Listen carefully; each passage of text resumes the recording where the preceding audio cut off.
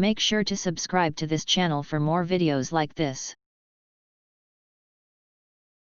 Bubble there in Orlando. So you hear the timetable there. We could have games by the weekend or even tomorrow. What's the plan, Malika, as far as when players might return to practice?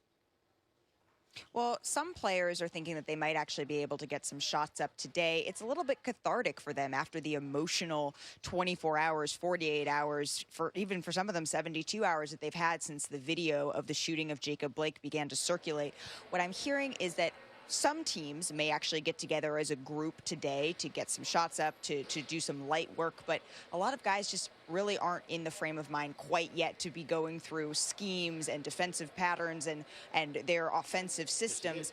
But there are teams that are still on the schedule today to participate in full practices. Now, I've been told that that may not happen until later in the day. There's still some things that they are trying to figure out. There is a sentiment that guys really do want to get back together with their team, with their group on the floor, in their safe space where they feel that they can talk freely ahead of when games might be played. So if games are, in fact, going to start tomorrow, there is a sense that guys would want to get back on the floor before then. Okay, so no games today, but perhaps some informal workouts with the teams as they get ready for, I guess, a second restart to this NBA season. Malika Andrews giving us the very latest from Orlando.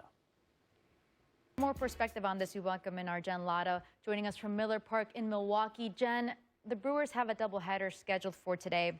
How did we get here?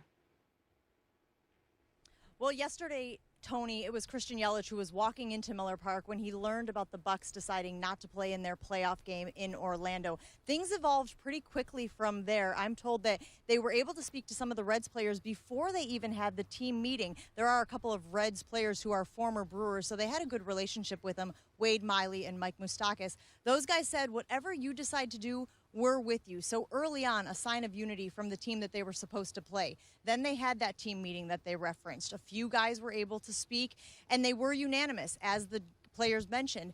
The reason that they decided to do this was very simple, and they've referenced it. They didn't want to be the welcome distraction that sports so often is. They wanted people to take the time to focus on the issues in this community. And Toni, remember, we're in Milwaukee. Kenosha, where that situation happened just on Sunday, is about 30 minutes from here. So the guys have said frequently, this hits close to home, literally and figuratively. Yeah, and manager Craig Counsell saying that he was so proud of his players for displaying that courageous move. And now, what are the Brewers players saying today, a day after? Well, with Lorenzo Cain opting out, Devin Williams is the only black player on this current roster. He spoke today, and obviously he mentioned that he spoke in that team meeting. His words were impactful. There are detractors. This team knows that. There are people who say, what good does sitting out of a basketball game or sitting out of a baseball game do? And Devin was pretty adamant about the fact that they don't have all the answers, but they know that if they're not playing baseball, maybe people are talking about the things that are going on in their community, right? Kenosha is in the southeastern corner of the state of Wisconsin. Maybe people up in northern Wisconsin don't realize what's happening in that part of the state, but they certainly notice if the Brewers aren't playing and may ask themselves, well, why? And then have some conversations that'll be pertinent to this. There was another relief pitcher, Brent Suter, who said that the team is well aware of all of those detractors, but they said sometimes doing the right thing is the hard thing, and in this situation, they feel like they've done just that. Yeah, the Brewers making a statement, the first in Major League Baseball. Jen Lada with the very latest from Milwaukee. Thank you, Jen.